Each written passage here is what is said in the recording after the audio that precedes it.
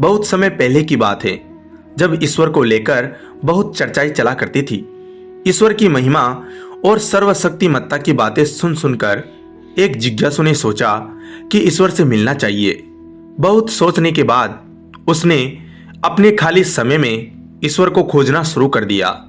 काफी खोजने के बाद भी जब उसको भगवान नहीं मिले तो वह एक मंदिर में गया और पंडित जी से बोला, पंडित जी, मैं ईश्वर से मिलना चाहता हूँ, कृपया आप मुझे ईश्वर के दर्शन करवाइए।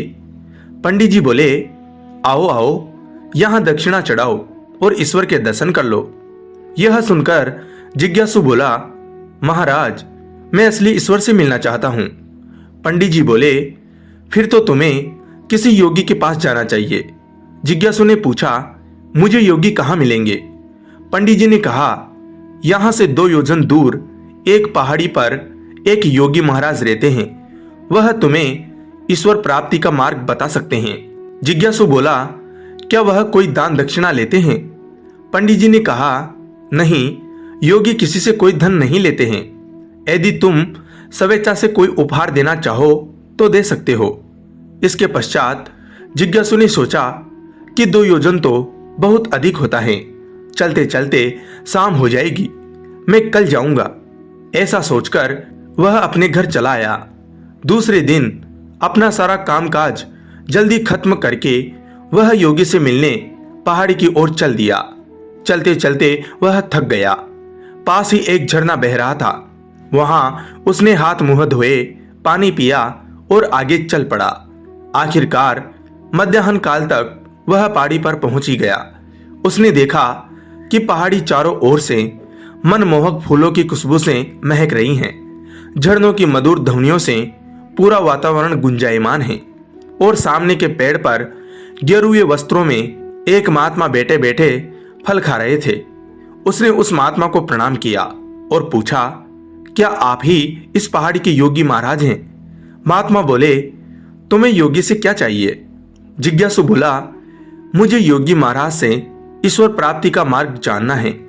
महात्मा हंसे और वहां से चल दिए। वह भी उनके पीछे पीछे चलने लगा।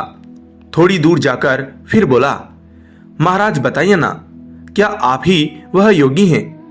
महात्मा बोले, हाँ, मैं ही इस पहाड़ी का रहने वाला योगी हूं। जिज्ञासु बोला, तो फिर आप मुझे ईश्वर प्राप्ति का मार्ग बताइए। महात्मा बोले, तुम ईश्वर को क्यों जानना चाहते हो? जिज्ञासु थोड़ी देर चुप रहा और बोला, बस ऐसे ही। महात्मा बोले, ठीक है, तो फिर कल आना। इस तरह 3 दिन बीत गए। योगी महाराज रोजाना कहते रहे, कल आना। चौथे दिन उस जिज्ञासु के सब्र का बांध टूट गया और वह बोला, गुरुजी, बताना है तो बताइए, अन्यथा मना कर दीजिए। मैं रोज रोज यहां आकर परेशान हो गया हूं। महात्मा बोले, चलो ईश्वर से मिलने से पहले स्नान कर ले। यह कहकर वह दोनों एक नदी के किनारे पहुंचे। नदी के किनारे पहुंचकर महात्मा ने पूछा, क्या तुम्हें तैरना आता है? जिज्ञासु बोला, नहीं गुरुजी, मैंने तैरना नहीं सीखा, क्योंकि मुझे पानी में उतरने से बहुत डर लगता है। यह सुनते ही महात्मा ने उसे नदी में धक्का दे दिया। गिरते ही वह चिल्लाने लगा, हाथ पैर मारने लगा और डूबने लगा। थोड़ी देर बाद महात्मा ने उसे बाहर निकाला और पूछा, जब तुम पानी में डूब रहे थे उस समय तुम्हें सबसे अधिक चाहत किस चीज की थी? जिज्ञासु बोला, महाराज, उस समय तो मेरा पूरा ध्यान अपने एक एक श्वास पर था कि कौन सा अंतिम श्वास होगा। महात्मा बोले, क्या इसी तरह की चाहत तुम्हारी ईश्वर के प्रति भी है? इतना सुनते ही जिज्ञासु को ईश्वर प्राप्ति का मार्ग पता लग चुका था। वह जान चुका था कि ईश्वर की चाहत को केवल शब्दों और पूजा तक सीमित रखकर भगवान को नहीं पाया जा सकता। यदि सच में हम ईश्वर से मिलना चाहते हैं तो हमारे हृदय में ईश्वर के प्रति अटूट प्रेम, श्रद्धा और विश्वास होना जरूरी है। जब ईश्वर को आप दिल से चाहेंगे, निश्चय ही उसे दिल में पाएंगे।